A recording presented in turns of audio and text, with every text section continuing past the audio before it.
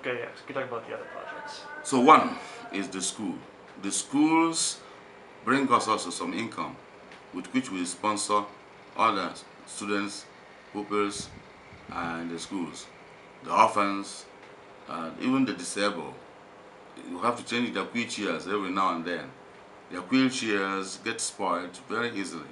Why? Because they use it almost 24 hours. That's the only way, the only means of movement they have. We also, apart from the school apostolate, we have the water project, which is a major one. Remember, each machine producing 30,000 sachets a day. For the three machines, you know what, 90,000 sachets. That's serious production. Then we have two lorries that convey the items out. We need more lorries anyway, because the whole thing consists in how possible is it for you to distribute. Otherwise, they will be dumped in the factory there. Then also tankers, lorry, big tankers that have big tanks behind them. They also come and take water from us. So that is that. From such areas, money also comes our way. Then you have fish pond. We just finished the last batch of fish. We are waiting for fingerlings, these small ones, to arrive. Then we have it over there. That's also each time during Easter and Christmas we sell a lot. We had also piggery, pigs, well produced pigs, and poultry farm. These we also practice. We have been practicing. But you know what? When the government schools went on strike for over 1 year, many young people, many students and pupils flocked to our center and were looking for admission. So I had to sell all my chickens and sell all the pigs, and then converted the poultry and the piggery into hostel. If you go on, that's what you have there as the hostel for female students. I had to sell all the birds and all the pigs, and then worked on the two buildings, and then repainted the buildings, and I was able to take more students to the place. I reasoned that I think it's better to rear human beings than to rear chickens and pigs. Yeah. That's a good story. So on to yourself, just a little background on you, and I have read, on the website, but can you tell us a little bit about your childhood? It can be brief if you like. Well, it was one morning, 15th of August, when my mother, by name Monica, was getting ready to go for mass early morning, and she went to a shallow well in our compound. By then I was still in the womb, so she went there to fetch water, and so the labor began. And that's how I was born that morning, 15th of August 1947. I'm always proud to say my age. It doesn't harm me. I know over here, women in particular, they don't say their age. They would like to say they are 16 when they are 20, or 30 when they are already 40 something. Anyway, so that's how I was born. Then I grew up like any other children in a local village. I wasn't born in a town. And it's also interesting to know that I was born in the family house. I wasn't born in a hospital, so to say. A local midwife was there. That's what I was told when I grew up. Now, primary school, I had a wonderful primary school days. Wonderful primary school days. With God blessed me with to some good extent, intelligence. I was always on top of the class, never second. Then, after primary, I entered All Hallows Seminary in 1964. And in the seminary again, I was very much sharp, a bright student.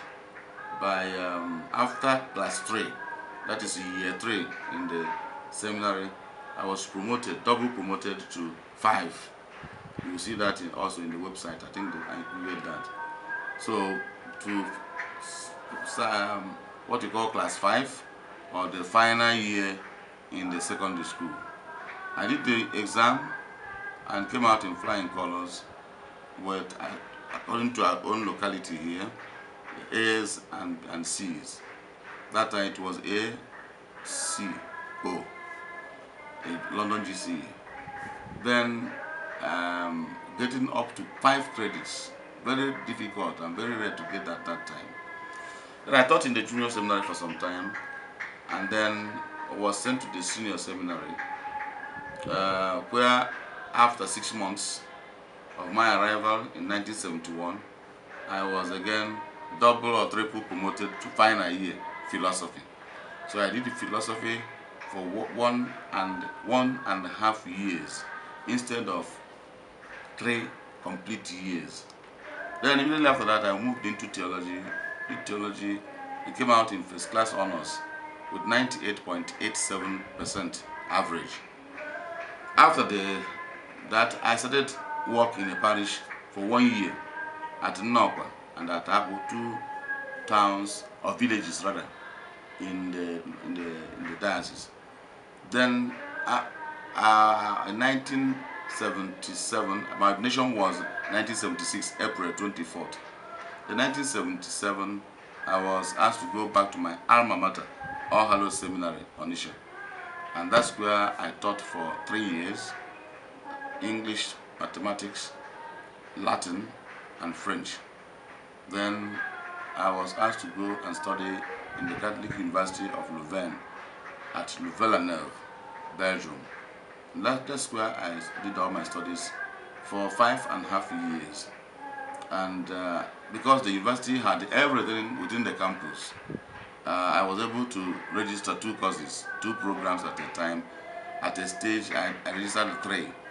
So that explains why at the end of 5.5 years, I came out with 6 different degrees, including a diploma in economics and development studies. Also, within the 5.5 years, I did my doctorate. How I did these things, I don't remember, I don't know, except God assisted me, and I was able to do many things at a time.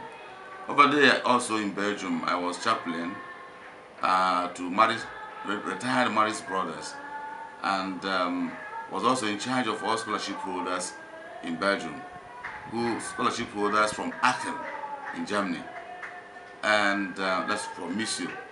And of course, I had many other extracurricular activities.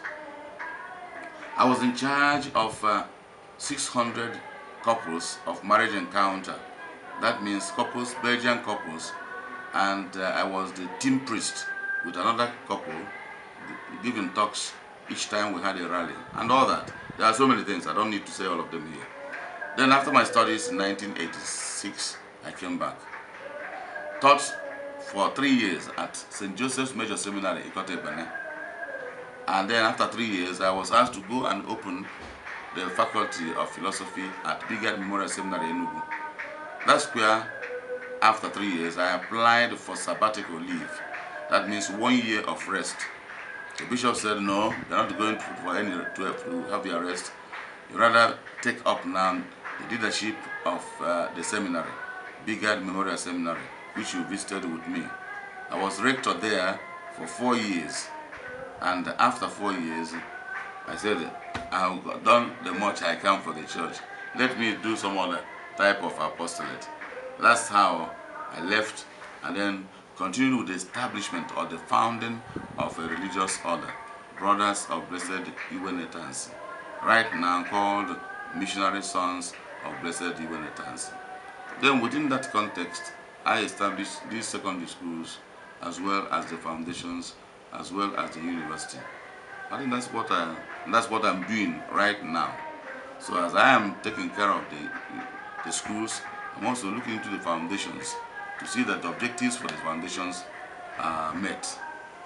Yeah.